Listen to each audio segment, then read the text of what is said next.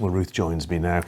As we've just heard, the picture far from pleasant across Wales. As we just saw with Rob, though, some people clearly enjoying the stormy weather. Let's put it into context. Actually, here in Wales, we escaped the worst of it. It's not been pleasant by any means, but Jersey, for example, has had winds of over 100 miles an hour. We've had 58 miles an hour in Aberporth in West Wales. That gives it some sort of context. But as John was saying, though, thoroughly unpleasant, and we do still have a severe flood warning in force, despite the fact that the Met Office weather warnings have been cancelled. If you are at all concerned, the flood line number is there, 0345 988 1188, John, and that number is constantly updated, so it's worth keeping an eye on. The third named storm in just a few weeks. Yeah. This is becoming quite a problem, isn't it? It is, yes. We had Agnes, we've had Babette and Kieran today. I mean, we've been watching the climate for years and years and years, and a pattern of climate change is hotter, drier summers, warmer, wetter winters. This year has certainly ticked all the boxes. We had the hottest June on record, we've had the wettest October on record for parts of the UK, and yes, as you said, we've just had our third named storm. These events are just something we're going to have to get used to. They're becoming more and more common, and I'll have exactly what we can expect in the forecast a little bit later in the programme, John. Don't go anywhere. I won't. Let's return to the weather picture now, and well, not a great day today out there. No, I think it's safe to say it's been thoroughly miserable. It could have been an awful lot worse, but for people, thoroughly miserable, as you said. And if you are at all worried, because even though Kieran has been and done its worst, we're not quite out of the woods just yet. And I know I showed you this at the top of the programme, but if you are living anywhere, certainly down towards the far southwest, where there is still a problem, the flood line number 0345 988 1188, Natural Resources Wales website, that is constantly updated. It's a really good place to go if you are at all concerned.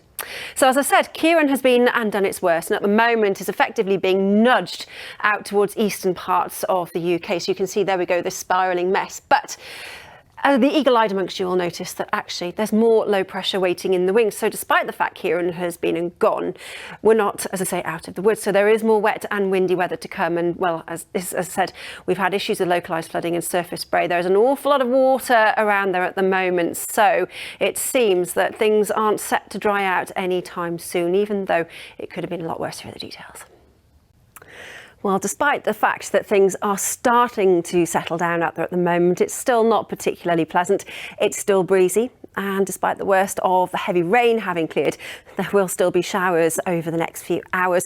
There'll be just some dry conditions as well, so it's going to be hit and miss by the early hours of tomorrow morning, but largely dry towards far northern areas, which I'm sure will be very good news for you. Temperature-wise, nothing too much to worry about. General lows of around 9 or 10 Celsius, possibly dropping to 5 or 6 in more sheltered rural spots, but frost-free wherever you are. Not particularly pleasant then as we wake to tomorrow morning. Still a little bit blustery. I think it's safe to say that sunshine and showers will very much be the order of the day. And there will certainly be plenty of sunshine. But if you do catch a shower, it could well be on the heavy side. Still breezy, as I've been saying, but not as bad as it has been out there today. We could well see gusts of 20 miles an hour, possibly 25, out towards more exposed coastal areas. Temperatures not shaping up too badly. Still a little bit cool for the time of year. Highs of 11 or 12 in Celsius. It is certainly going to be unsettled though as we head into the coming weekend. There really isn't any let up, with more low pressure waiting in the wings to bring some very unsettled conditions, more heavy rain. And of course the problem is that this is falling onto ground that is already saturated. We've had so much wet weather recently, haven't we? So still some issues with surface spray on the roads, not pleasant, and possibly some localised flooding to contend with too. I think it's safe to say that our unsettled theme looks set to continue as we head through the coming weekend and into the start of next week. You can see still remaining on the breezy side, still remaining on the fresh side, but thankfully milder by night, which means it should be frost-free.